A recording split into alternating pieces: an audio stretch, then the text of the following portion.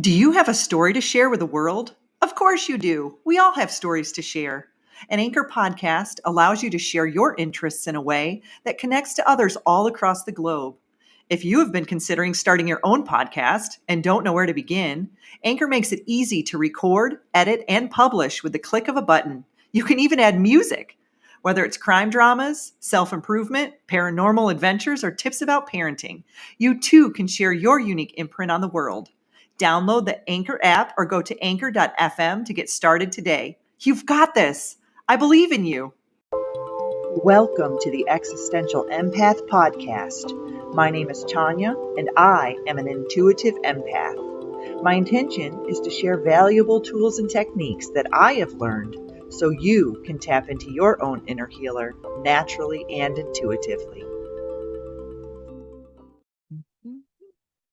Does it look good on your end? Looks good on my end. Okay. All right. You ready? I'm ready. Okay, here we go.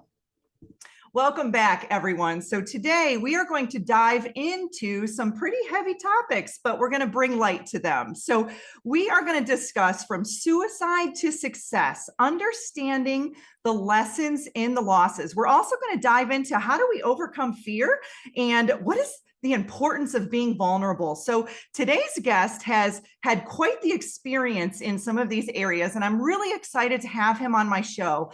His name is Kevin Palmieri, and Kevin is the CFO, founder, and co-host of Next Level University, which is a global top 100 holistic self-improvement podcast with more than 1,000 episodes reaching over 500,000 people. And I think that's fascinating. You all know I just hit my 100th podcast episode. So this is really exciting to have Kevin on my show. So Kevin, thank you so much for joining us today. Tanya, it is my pleasure. My goal is to keep up with your energy. This is one of my later ones, so I saved all my energy for this. So that is my goal. Thank you so much for having me. Very much so. So it's a pleasure to have you on. So let's dive a little bit into your story. You know, when I was reading about you, and I've listened to several of your podcasts and learning a little bit about where you were before, it sounded like from on a piece of paper, it looked like you were living the life, right? But from an emotional standpoint, you were in a different state of mind. So let's talk about that. Share, with us a little bit about your story. Yeah. So thank you so much for the wonderful introduction. Yeah. When I was in my mid-20s, if you looked at me from the outside looking in, you would assume that I was the most successful human being. I had a high-paying job. I had the body of my dreams. I had just done a bodybuilding show, so I was quite literally in the best shape I'd ever been. I had a sports car. I had a new apartment, and my girlfriend was a model. If you think of all those things, it sounds pretty good. Fantastic. Yeah. Right. It sounds really good. But internally, I was pretty insecure. I didn't have any confidence at all. I didn't have any direction. I didn't feel good about myself. I wasn't really proud of the life I was living. And one day my girlfriend came to me. We lived together, and she said, "Kev, I want to move from New Hampshire, where we lived, to California to chase my dreams." And I gave her every reason in the world why she shouldn't do that. Every single reason. Gas is too high, everything, living expenses, blah, blah, blah, blah. And truthfully, I was just very scarce. I was afraid of being left behind. I felt insecure. I felt insignificant. I didn't think I could keep up with her dreams. And she ended up leaving me. She left me. And again, this is exactly what she should have done. She made the right choice, and I'm very proud of her for doing that. She moved across the country, chased her dreams, living her dreams. Awesome. But when she left, I had to look in the mirror and say, well, what's happening here? Am I broken? Is anybody going to want to be with me? Like, what does any of this mean? And that's when I started self-improvement. I started trying to ask myself tough questions. That's all I knew how to do in the beginning. That's where I started. But I remember I heard about positive affirmations, and I was like, I'm going to give this a shot. Seems pretty simple. I'm going to do that. So every night before I went to bed, I would say, I'm talented, I'm handsome, I'm worthy, I'm intelligent. And this year, I'm going to make the most money I've ever made in my entire life. Because I assumed maybe I just hadn't made enough money yet. If I made more money, all my problems would go away. So right, we always focus on that, right? That's the first thing. I thought it might work. I said, let's give this a shot. So the next year, so this was at the end of the year when she left me. The next year starts off, and I get a promotion at the company I'm working for. I was doing what's called weatherization. So it was our job to make state and government buildings more energy efficient. Oh, We would cool. go into schools and make them more energy efficient. That's the vast majority of the work we did. So that next year starts, I get a promotion. I'm like, okay, so far so good. And we end up having the busiest year in company history. Fast forward to the end of that year, I had been on the road for 10 months out of the 12 months. Oh, So wow. every single week, I was living in a hotel. I was living out of my suitcase. I lived in New Hampshire and we worked in New Jersey. We worked in Connecticut. We worked in Rhode Island. We worked in Delaware. We worked in Pennsylvania. We worked in Virginia. I was all over the place. But that was directly aligned with what I wanted to do. I didn't care. I wanted to make as much money as humanly possible. So we And get to the end. travel a little bit, it sounds like. It was too much. In retrospect, I was definitely burning the candle on both ends, but you don't really think about that when you're making progress towards something. It's just one more week, one more week, one more week. So I get my final pay stub and I'm standing at my kitchen table because my ex-girlfriend took the chairs. They were her chairs. So Oh. I was never home. So I never bought new ones. Didn't matter. And I slide open my final pay stub and I made $100,000 at 26 with no college degree. Wow. And I was like, for like 5 minutes, I was like, oh my goodness, I did it. And then it was the same thing of I'm still insecure, I'm still not happy, I'm still dealing with all these things. So I did what anybody does. I started a podcast. I started a podcast called the Hyperconscious Podcast because for most of my life, I had lived unconsciously. For that previous year, I had lived unconsciously. The opposite of unconscious is hyperconscious. Yeah. So that job that brought me all of this money and what I thought was going to be certainty is now taking directly away from my dreams because it's very hard to be consistent as a podcaster when you're in hotels every week. And I start calling out of work. I start showing up late. I start leaving the job site early. And it got to the point where I had to be in New Jersey, which was 6 hours away from where I lived. I would have to be there 7 a.m. on a Monday. I would sleep in my bed from 9 p.m. until midnight. I would get up and I would drive 6 hours straight to the job site. I'd work an 8-hour day and then I would go to the gym after. And that was kind of my life. So it just kept getting worse and I knew something had to shift, but I didn't know what to do. So one morning I was in New Jersey. My alarm clock went off at like 5:15. I wake up, I slide to the edge of the bed. I'm lacing up my work boots, getting ready for work. And it's like there was 10 televisions on in my head at the same time. And every single one was on a different station. And one is saying you're stuck here forever. I know you want to leave, but if you do leave, what will your friends think? If you do leave, what will your family think? If you do leave, do you really think you're going to be a successful podcaster? That's probably not in the cards for you. And I felt like if I was to end my life, I would take my problems with me. Now, for me, I didn't have a plan. I didn't take any physical action. It was much more suicidal ideation than anything else. But I had those somebody. thoughts ran across your mind and, and I think that's everything starts with a thought, right? For So you were moving in that direction. Yeah. And that wasn't the first time either. I mean, I had already been I had these thoughts. I had been to therapy. I thought I was healed and good to go. And this popped back up to the surface. I'm very blessed because I had a mentor at the time who has since become my business partner and my co-host and the co-founder of our company. And I messaged him and I said, hey, Alan, his name's Alan. I'm having these weird, dark thoughts. I don't know what's going on. I don't know what to do. I don't know. I don't know what to do. And he said, Kev, so much has changed internally with your self-awareness over the last few years, but your external environment is pretty much the same. I think you need to make a change. And 3 or 4 months later, I left my job and I went full-time into what we're doing today. And in the very beginning, when I say full-time, there wasn't a lot to do because we weren't successful and, it wasn't like it is today. So I became a very broke entrepreneur. I was living off credit cards. I couldn't pay my bills. My girlfriend had to pay rent. I couldn't get Christmas presents.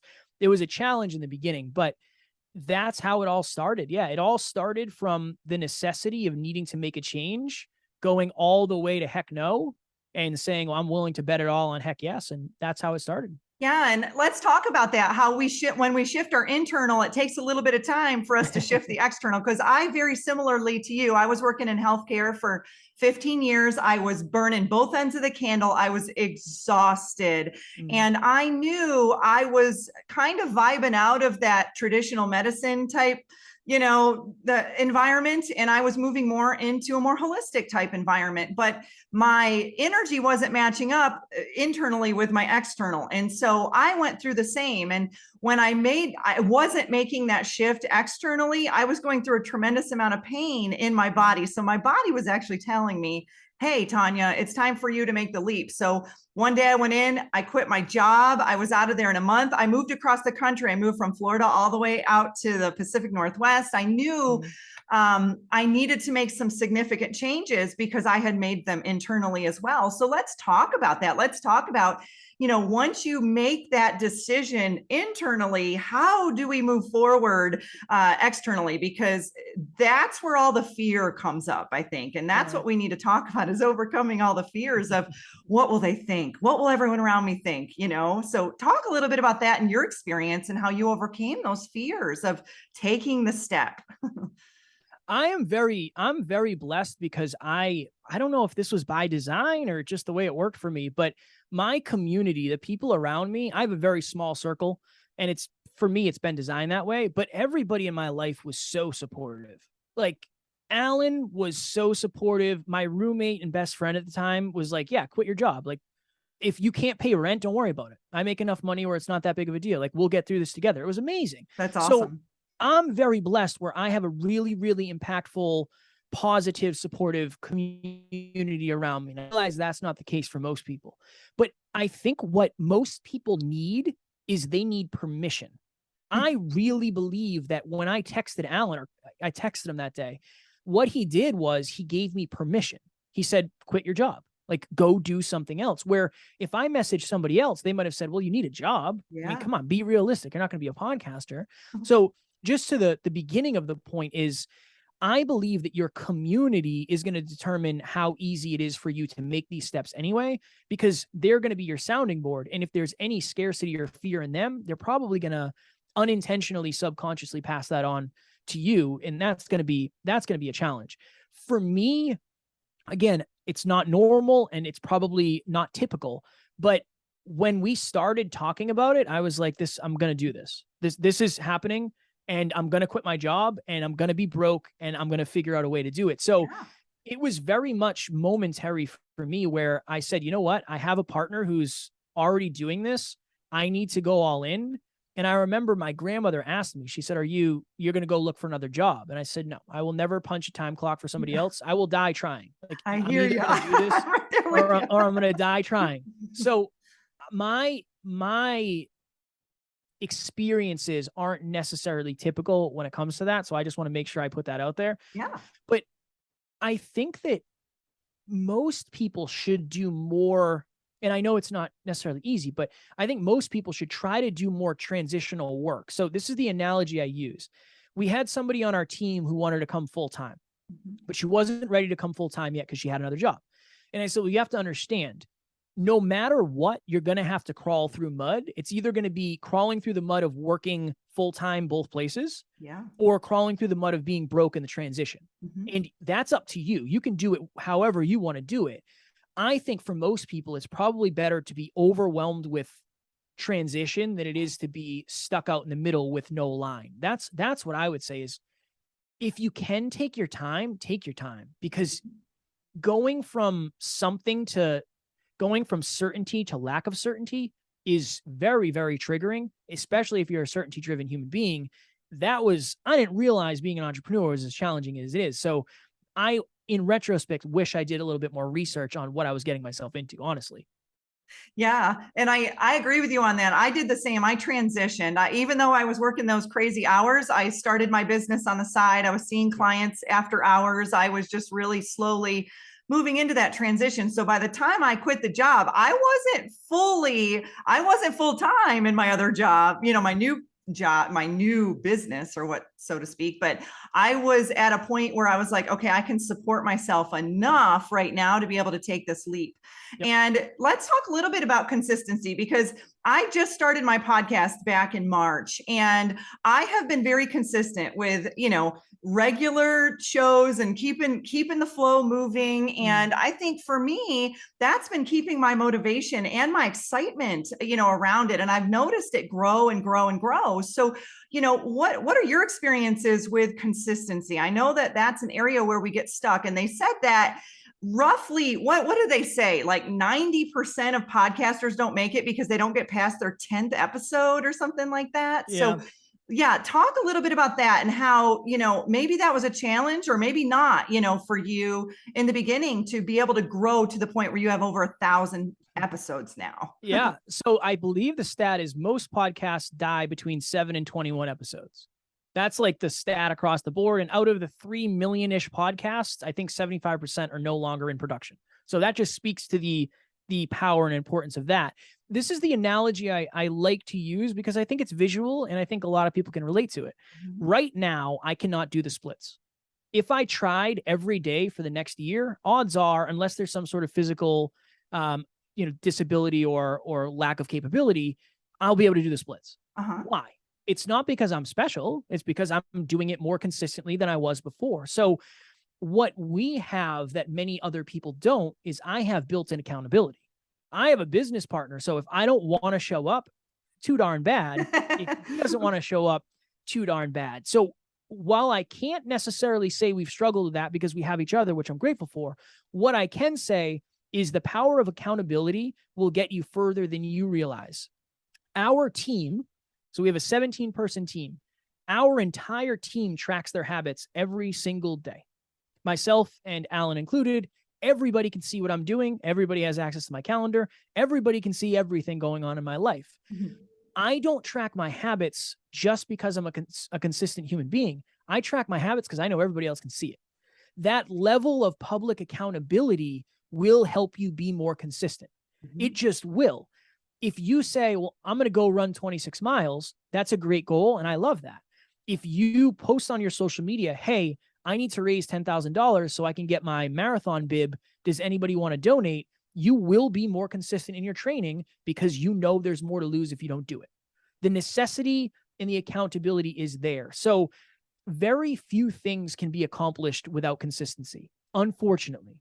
But if you have a big enough reason, if you have necessity, if you have public accountability, you are way more likely to be consistent. And you got to think of the biggest artists in the world, Taylor Swift, Michael Jackson, the Beatles, the Rolling Stones. Think of bands like that. They weren't one-hit wonders. They were consistently valued very highly for their music.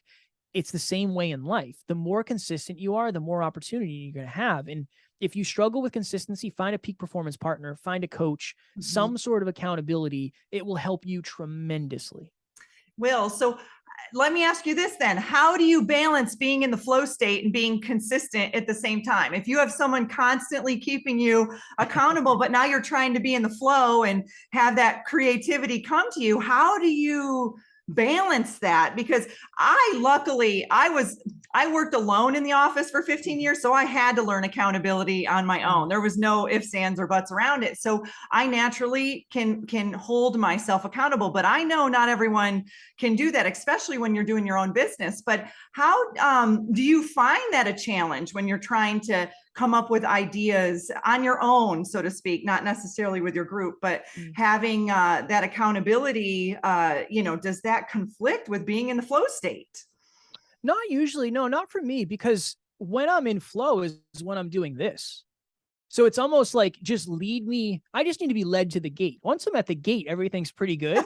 So yeah, it's for me. But again, I'm a pretty unique case because I do this every day, right? This is like my 8th meeting of the day. I've been on this microphone all day but I wouldn't have gotten here if I didn't have the accountability for the last 5 years to get where I am. So yeah, for me, I think it's a little bit different where my creativity comes from the in-between. So like when I don't have a meeting and I can just sit here and like turn the lights off and just be, that's when I get a lot of my ideas, because that's the first time I haven't been proactively speaking or engaging or impacting. Another thing for me is exercise is where I find that. I find like a lot of my flow state, a lot of my just losing track of time and just going is when I'm exercising, when I'm kickboxing, everything else is gone. So that's kind of where I get that out. And I also like rapping and writing music, which I haven't been doing as much, but that's another thing for me. So it's almost like I have to proactively seek opportunity to find flow, and then everything else is kind of showing up and moving the needle. So for me, I think it's more segmented. I love that. I love that because I do that too. I'll do my shows, but in the morning I walk and I have all these, this is when my questions come through. Okay. How am I going to connect with this guest and what types of questions are going to come through? So my flow state, I do feel like movement, however that looks to you, whether that's writing, drawing, painting, working out, walking, whatever that is, it gets that energy flowing and moving. And, so for me, I'm very similar in that is my flow state will kind of ebb and flow a little bit, in the moment. But when I was looking through your Instagram page, there was one that really caught my eye and it said, where you are now is not where you are forever. And that I think is a huge statement in that people get stuck in a loop and we get stuck in these limited beliefs. We get stuck, like you had said in your previous job, that you're like, this is where I'm going to be forever. And, can you expand on that a little bit more? How, if someone is stuck in their job, like you and I both were at one point where we were unhappy, we were having to clock in and out, just being in this autopilot kind of stage that was not purpose driven, it was not fulfilling to us in the areas that we wanted it to be fulfilling. What type of advice can you give people to help them get out of that loop or that stuck pattern? I would say the one thing that I've seen across the board is you need some sort of new input. And I know that's pretty general advice, but it depends on the person, right? So it's like you could call a friend and say, hey, I need a perspective. I'm struggling with blank. I need some perspective. Can you help me? They might say something that might break it free. You might download a book that makes you think in a different way. You might watch a TED Talk. You might watch a YouTube video. I really think that if we want to change our internal state and our internal thought process and our own level of awareness, it has to be some sort of new input. So whatever that is for you, it all depends on where you are in life. For me, it was Alan.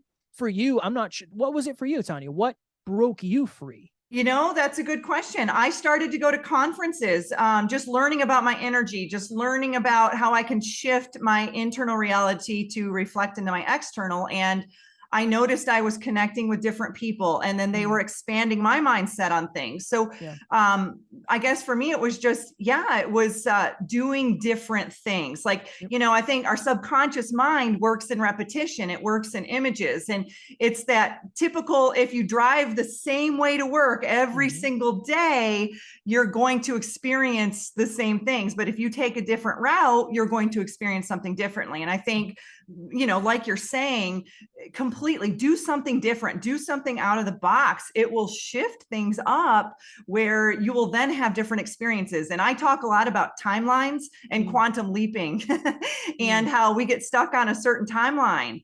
And we have the opportunity based off of our choices that we make to shift timelines in any given moment, where you had a choice to call Alan and say, hey, I need some help, or you had a choice to go dark and, maybe not have ended that positively. But, we always have a choice to change, and it all happens in this now moment. So Kevin, when you were in those dark stages, when you were in those moments of thoughts, where you were like, this is not where I want to be, this is not bringing happiness and joy into my life, what is some advice that you can give to people that might be in those dark areas right now that can help them move out of that? Yeah, I always wish I found perspective in faster than I did, because I think that to our discussion that we were just having, I think that we assume that whatever is happening is going to be happening forever.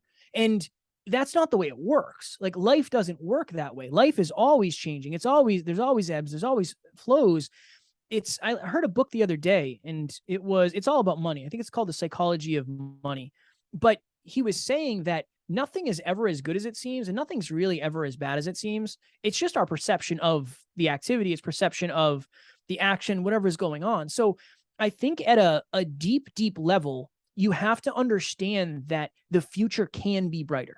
You have to believe that the future can be brighter for you. It's possible for you.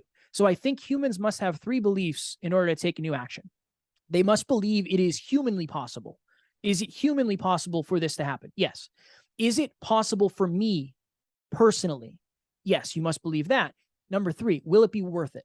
I believe that's where a lot of people get lost, because if you're saying, well, it's not going to be worth it for me to try this thing. It's not going to be worth it for me to get outside of my comfort zone, to apply to new jobs, to become an entrepreneur. You're not likely to take that action because you don't believe it'll pay off. So I would say at a deep level, you have to believe that the future is at least possible to be brighter. And you have to feel that you taking a new action, you getting outside of the realm of normalcy, will ultimately be worth it. And I would just say, I would reach out to somebody. I really would. It's very hard in a moment of darkness to create your own light. Mhm. It just is. It's challenging.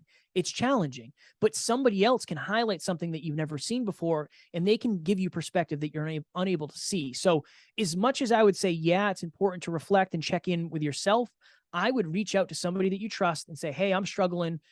Any advice, any support, whatever it is. I think that's probably the most beneficial thing you can get. I love that. And I think it gives me that visual of someone holding a candle and going to light someone else's candle. It doesn't dim your candle to light someone else's candle. It only creates more light for the both of you. And I think it's so important, because I've been in those dark stages as well. And I working in the hospital. I worked in the intensive care unit. So I saw a lot of grief and loss. I saw people over the bedside of their loved ones pleading for more time. I saw them feeling the guilt and the shame for not spending time with their families or whoever that may be. And so that gave me a fresh perspective on, living in that now moment and being more present with whoever we're spending time with, or even if that's with ourselves, and growing and expanding in ways that we really want to do, and not waiting until our deathbed, to say, oh, I wish I would have done this and that. And so, Kevin, being in a place where you had everything on paper, right? You had the money, you had the girlfriend, you had the home. What was it that you felt was lacking? What's advice that you can give people if, maybe they're in that shell of an existence? And that's kind of what I kind of see it as. It's like the Matrix. I talk a lot about that, so to speak, is that you had everything that society believes would make you happy. But, what was it that you were lacking? What was it that you felt that didn't have that you have now? I would say one word that kind of encapsulates it all: fulfillment. I believe that I thought the girl would make me happy. I was happy at times. I thought having a fast, loud car would make me happy. I loved my car. Yeah, I loved my car. It made me happy. I thought being just in unreasonably good shape would make me happy. Yeah, it brought me significance, which made me happy. I don't think humans are optimizing for happiness. I think we're optimizing for fulfillment. Yeah. And I think when I got everything and I had that $100,000, I think my thought process was I should feel better. When in reality, I hadn't worked on anything around me to help me feel better. I never reflected on who I was. I never really thought, what do I actually want out of life? And I think that as human beings, and this is where it gets all messed up, we look at people that are very successful, even that word, successful. What does that mean? It means usually they have more than we do. And whatever that means, right? They have more money, more homes, more cars, more boats, more fame, more listens, more downloads, more views, or whatever it is. We have no idea how they feel behind the scenes. So most of us don't have any example of what true fulfillment in success actually means. So we don't know what we're playing for. I think that was what it was for me. And this is the analogy I always use as a podcaster. If this podcast goes well and Tanya likes me, I will be happy. No matter what happens, I will be fulfilled because I am in the process of doing something that is in alignment with who I choose to become. And that's the analogy I like to use. And this is a question I ask people all the time. You'll hear people trying to find their purpose, and people will say, if I gave you $1 billion, what would you do? That's your purpose. I do not agree. If I gave you $1 billion and you had to do something for the betterment of humanity, what would it be? I think that's more aligned with fulfillment than, I'd sip margaritas on the beach. I think that would get pretty old pretty quickly. yeah, you'd be happy, but that's not a fulfilling behavior. That's dopamine. It's not the same thing. So I think I was missing fulfillment. And even though I've been the brokest I've ever been on this journey, and I've made more money on this journey than I've ever made, the one thing that didn't shift was I've been more fulfilled. I had a moment, Tanya, we got $40,000 transferred over to our bank account. I was happy for 5 minutes. And it was like, oh yeah, I forgot. That doesn't really, I know it helps and it's safety, but that's not fulfillment. This journey is fulfilling. Yes, some of the byproducts of that bring happiness, but I don't think that's what to optimize for. Yeah. And I think when we're in alignment with our heart and we're doing things that bring us joy from within, that money and that abundance, that prosperity just flows in naturally. And that's kind of been my situation. It's like, when I'm out there doing these podcasts and I'm highlighting other people and we're having these meaningful conversations, I get off the podcast and I'm like, I feel elated. I feel awesome. I feel so excited. And it's because not only am I sharing information with others, but I'm learning through these shows as well. And for me, this is where my heart is at, but it was just overcoming. What's a podcaster? How do I even, do that? I mean, I'm not a millennial. Millennials are podcaster. I had all these limited beliefs that were coming up and I was just, nope. Tanya, get over it. This is ridiculous. You've been a public speaker your whole life. This is what you did on all your jobs. Like, you can definitely do this. And I think a lot of my limited beliefs were coming from internally, and I was kind of beating myself up about it. But then once I committed and I was consistent, I've got speakers booked out through October already. And I'm like, I can't even, handle the amount of speakers that I have, but it's exciting for me because I look at all those speakers and all the things I'm going to learn and all the things I get to share out into the world. So Kevin, is there anything else that you'd like to share that maybe we didn't touch on that you feel would be in alignment, with this show today? That's a wonderful question. I have a couple quotes, one question and one quote. One of my favorite questions, and it's to raise awareness. That's the goal. Are the people in your life the best from your past or the best for your future? Ask yourself that question every couple of years and see what happens. You don't have to do anything with it if you don't choose, but it will help you at least raise your awareness. That's one of my favorite questions in the world. And one of my favorite quotes that actually lands for me because it's my experience and I guess it's my quote. Your reality becomes the parts of your imagination that you hold on to and pour into the longest. I recorded an episode by myself, episode number 7, however many years ago this was. And I said, I want to be my own boss. I want to be a podcaster, wake up when I want, go to sleep when I want. And here we 1,060 episodes later. And that's what I get to do every day. Yes, it took a lot of hard work, but it was intentional. I thought of this every single day for the last 5 years, however many years it's been, and I've worked at it every single day trying to get a little bit better. So I believe that your reality is based on what you're doing today. Try to be as intentional as humanly possible for as long as humanly possible, and odds are you'll end up in a better place than if you did by accident. I love that. And I'm big on visualizing as well. And I visualize myself in front of crowds. I mean, I've been to Tony Robbins, I've been to all these, and I visualize myself in his shoes and just feeling the emotion of everyone's clapping. And, in my old job, I used to speak 5,000 people was nothing, but I was speaking on heavier topics like healthcare and death and loss and stuff. But now it's like I get to talk about more lighter things. And I love how you brought up asking yourself that question about the people in your life, because I do that often. I ask, is this person of value to me in who I want to be, or the person that I'm creating? And if that person is not bringing value in my life, or if I feel like they're tethering me down or bringing toxicity into my life, then it's like, all right, I've got to let them go. It doesn't mean that maybe they won't heal and expand and catch up with me at some point. But, it's tough because I think we do get caught in holding on to those people in our past, and they will anchor us into those lower timelines. And so I do feel that that's a really important question to ask yourself is, am I doing things for me because this brings me joy and fulfillment, or am I doing it because I'm trying to please others, around me? And I think, as a glorified people pleaser, that I've kind of gotten over that. I've started to learn that I'm going to move forward and do this. And if those around me are uncomfortable with it, that's their triggers that they need to heal. It's not necessarily mine. So I love that you brought that up. And I think that's an excellent way to end, this show. And I appreciate all that you're doing, Kevin, and all that you're putting out in the world. So how can people reach out to you if they listen to the show and they say, oh, I really like that guy? How do they connect with you? Well, first of all, I appreciate it if you like me. If not, and I was a mirror, I think to Tanya's point, sometimes that happens, and that's also part of the job, unfortunately or fortunately, depending on how you look at it. We have a podcast called Next Level University. We do an episode every single day all about holistic self-improvement. So you can find us on all the platforms as well as YouTube. And if you want to reach out to me, I do all my DMs. I do all my social media. My handle on Instagram is @NeverQuitKid. I'm happy to give advice. I'm happy to be a shoulder to lean on to the best of my abilities. I want to be there.